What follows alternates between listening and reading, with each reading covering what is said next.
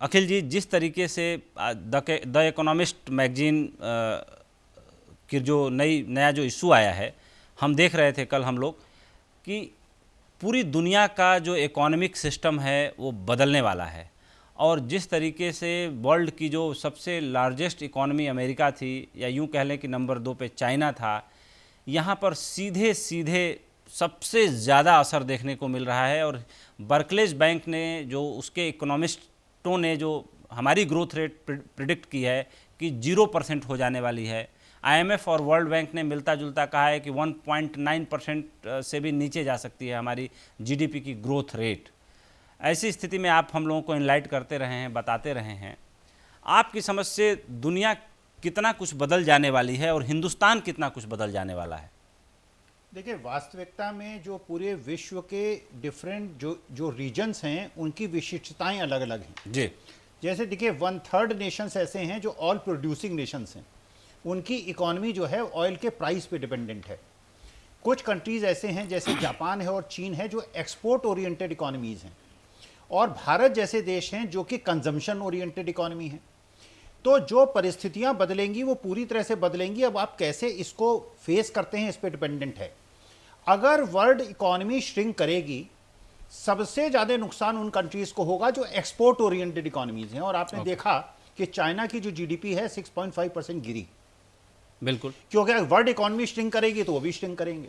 लेकिन उसका एक दूसरा पहलू भी है कि जब उनके यहाँ लॉकडाउन हुआ, वो आज से 2.5 महीने पहले हुआ, 2.5 महीने का लॉकडाउन हुआ, और उस प्रांत में हुआ जो सबसे ज्यादा मैन्युफैक्चरिंग का प्रांत है, वुहान। तो पिछले 3 महीने के अंदर तो उन्होंने झेल लिया जो उनकी जो गिरावट हुई।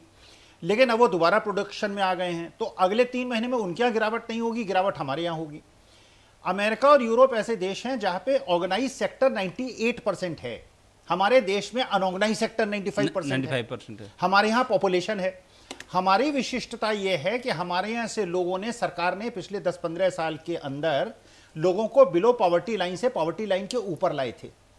जो लोग पॉवर्टी लाइन के ऊपर आए थे वो मिडिल क्लास में आए थे, वो मिडिल इनकम ग्रुप में आए थे। अब ये सड़क के नीचे आ जाएंगे। ILO ने जो आंकड़ा दिया है कि करीब 40 करोड़ लोग जो है पॉवर्टी लाइन के नीचे फिर से आने जा रहे हैं। जी जी, जो हमारे लिए बहुत चिंता का विषय है। जो हमारी एक विशिष्ट अचीवमेंट थी वो कहीं ना कहीं हमारे हाथ से सरकती हुई दिख रही है। लेकिन देखिए, इसमें कुछ सिल्वर लाइनिंग्स भी हैं जी।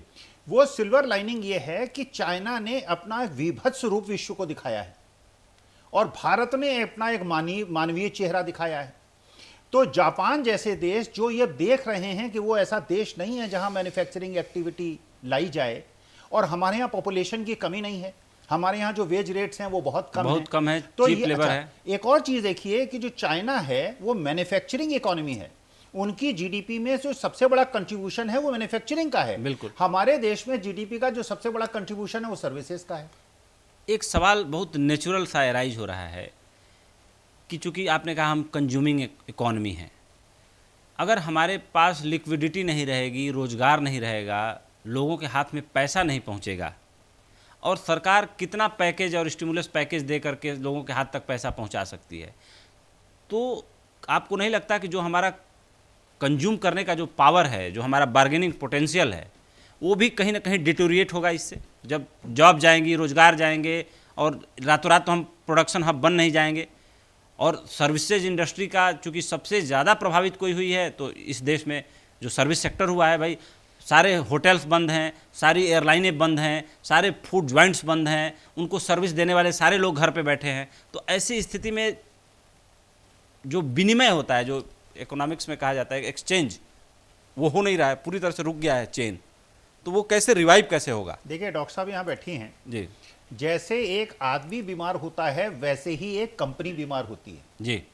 और कंपनी की बीमारी को डॉक्टर जितनी जल्दी पहचान ले, डायग्नोसिस कर ले और उसका ट्रीटमेंट शुरू कर दे, तो पेशेंट की सुधरने की संभावना है। देखिए, आपने जो बात कही बिल्कुल सही कही कि उद्योग और व्यापार बीमार है जी। बीमारी के शुरुआती लक्षण हैं।